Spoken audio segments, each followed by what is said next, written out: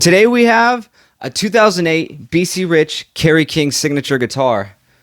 This is made in Korea, a set neck design, so it feels like it's neck through. Ebony fretboard. Actually has abalone inlays, which is pretty cool. Locking nut, Kaler hybrid 1000 bridge, if I'm correct. And Kerry King's signature 8185 EMGs. It also comes with an active preamp for extra gain and sustain. Tone knob, 3-way selection, 1 volume. So, for this guitar, we're going to check out the pickup, both of them together, and then the neck pickup, and cleans, leads, and rhythms.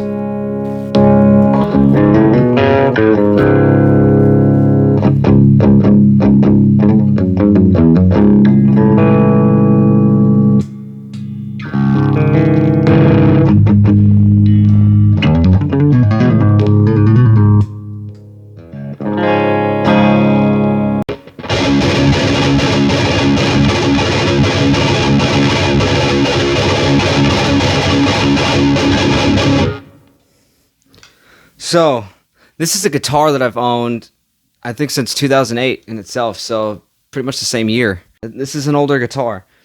It's my only BC Rich at the moment, too. I had a few over the years, but this is the one I kept the most. I'm a huge fan of just the Kerry King guitar in itself. I love pretty much everything about it. It's got a little bit of a fat neck, but that's about the only thing I really didn't care for. But it's comfortable. Like I can play it and it's fine. I like that this thing has abalone as an inlay. It looks really nice when you're playing. And I like this design too, but I didn't realize until years later. I was like, oh, okay, that's two K's, Kerry King. Yeah, that makes sense. I just didn't know. I just thought it was some trippy design. But regardless, it's cool. The EMGs, they're EMGs. 8185, you get his signature pickups. They sound pretty good.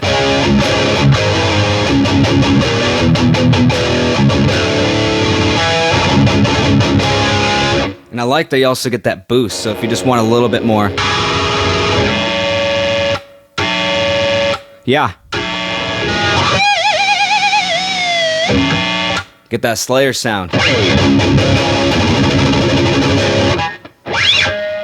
Luckily you get two pickups, but I just like everything about it. And I'm a fan of Kaler. I like Kaler bridges. I guess I like the fixed bridge more, but this is cool. There is a bit of a learning curve when it comes to keeping this thing in tune. You at least the way I discovered, because I was having trouble with it when I was younger, I just didn't understand it. The best way to keep this thing in tune is when you actually tune it up, you tune it a little bit more sharp on every string, and then after you lock it, you dive it, and then that's roughly going to be where the Kaler stays on the balance, and then you just fine tune it. And for the most part, it should stay in tune, but if you go a little too crazy on this thing, yeah, it's going to go a bit out of tune again. But the nice thing is, these fine tuners are very responsive, so you got a lot of range.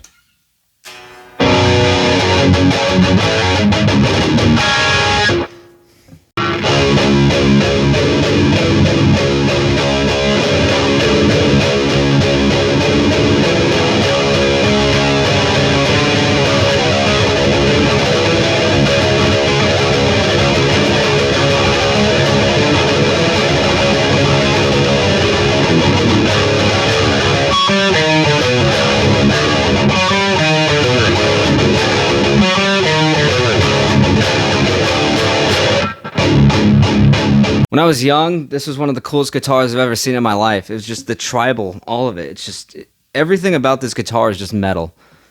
I love the whole design about it. I'm glad I've maintained its condition for the most part. My parents surprised me with it years ago, and that's a story for another time, and I'll definitely share it, but really it's about reviewing this instrument. Again, it's heavy. Very mean sounding. I like the feel of the wheels for my hand. It's just the whole system on here is smooth, and Kaler gets a lot of flack. I understand some of the frustrations. It's a learning curve, but if you're very interested in having a bridge like that, you kind of got to learn anyway. But I really don't have anything bad to say. I love this guitar. There's a reason why I've kept it all these years too. And sadly, they don't make the BC Rich models anymore, but the nice thing is if you want something this close, that Dean Kerry King that's made in Indonesia is pretty good. I liked it. You get a satin neck this time, and the whole thing's satin, but you get that configuration. You get these electronics and this bridge, the 24 frets. I like the inlays on it. It's pretty cool. And you get the Grovers. You pretty much get the same guitar now, but, it's not a BC Rich. But I like Dean guitars, so I had no problem. If I didn't have this guitar, I'd probably have that other one, because I liked that configuration. And I played it like twice before in a store. That's a really cool guitar. So I'm glad there's at least something close to this on the market.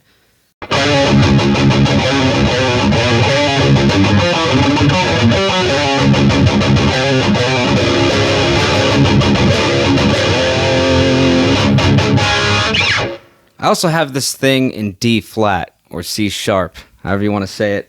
And I did that because of God Hates Us All album. I love that just beefy sound.